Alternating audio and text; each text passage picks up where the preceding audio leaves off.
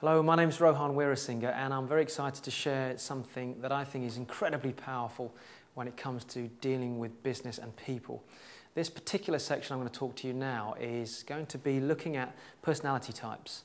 First of all, looking at how you are, your personality type, but also the people around you. And more importantly, as you're building your business, the types of people that you need to have around you. Because if you're watching this right now and you've ever started a business, or you've been thinking about starting a business, one of the biggest challenges if you speak to anyone that has gone through that process is they get to a point where they get frustrated because they can't seem to get their business to another level. And that's often because they are trying to be everything needed to make that business run instead of actually letting go and allowing other people to come in who've got different skills to allow that to happen. And of course the other thing is, have you ever been out and about, maybe in your job or in your career or in your business, or even in your relationships with other people, or even with your partner, and been frustrated sometimes because you can't seem to relate to them? The reason for that is because most of us don't understand the fact that there are people personality types that literally can be completely opposite to ourselves. And we find ourselves hitting our head against the brick wall. In fact, if we understand how they are and how they operate, we can develop rapport to communicate at a completely different level. And that is so powerful, particularly those of you that are going on to learn our programs on property and on business. We talk about this because any business, whether it's property or business, needs you to understand other people. In fact, when I teach people on property, I say there are 2 P's. The first P is the properties and the second P is the people. And most money is made by understanding other people so you can negotiate and get the best deal for you and them.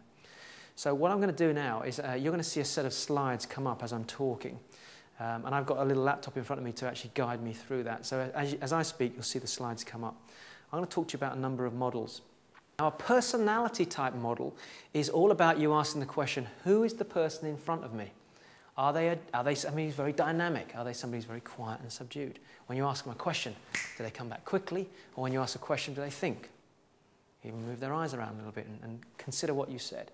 Are they more feeling people? Are they more outwardly going? Are they colourful? Are they quite dull in their appearance? All this will tell you a lot about who they are.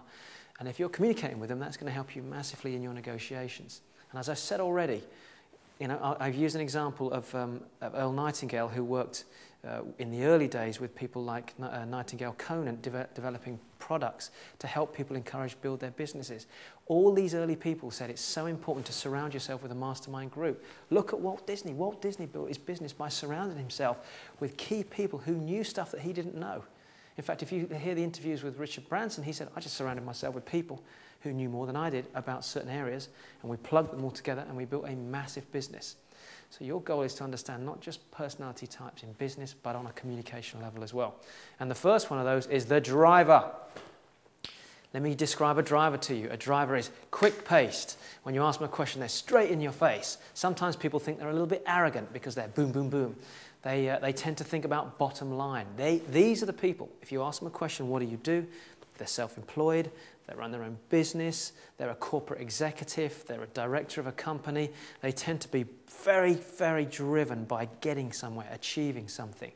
And if you're not one of these people, they probably annoy the hell out of you because they're always out there. And often, when you speak to them, they're so direct, you'll ask them quite a long question and they'll just go yes or no. And when you're talking about numbers, they're only focused, when it comes to money, bottom line. They just want to cut to the chase. What's the bottom line? Now, if you're one of these people and you're dealing with other people, just be aware that it can put people off. Have you ever sat in a meeting where there's one person in that meeting and they're just boom, boom, boom, talking, and other people get agitated? That is somebody who's really, really heavily driven. Now, whether it's Roger Hamilton's Wealth Dynamics model, and there's many others, there's Myers and Briggs, and Florence Littau wrote a book called Personality Plus, which is a great book, by the way, to help you actually look at personality types. What I'm saying here is that you don't necessarily fit into exactly one of these personality types. What I'd like to say to you is that you will be dominant in one of these personality types. If you want a really quick way to find out what type of person they are and what personality they are, just make a note of this. Ask a few questions. First of all, ask them what they do in their career. This will very quickly help you understand the type of person they are. Also, ask them a question to do with numbers, for example. Maybe if they're selling a house, say, well, how long have you been on the market? A driver will just say 2 weeks. A socializer might give you a different answer. Well, actually, funnily enough, we started at the beginning of the summer. It was beautiful, it was glorious. And all the way through the summer, we're on the market now for 3 months. Because socializers love colour. They're driven by fun. So if you meet them, they're usually loud, they're flamboyant. If it's a lady, they wear lipstick. If it's a man, I'd be worried if they're wearing lipstick. They're usually quite colourful. If you go into their house, the house is very colourful as well. They're happy to talk to you. They love to be the centre of attention, and it's not about ego. It's just they love to be around people. So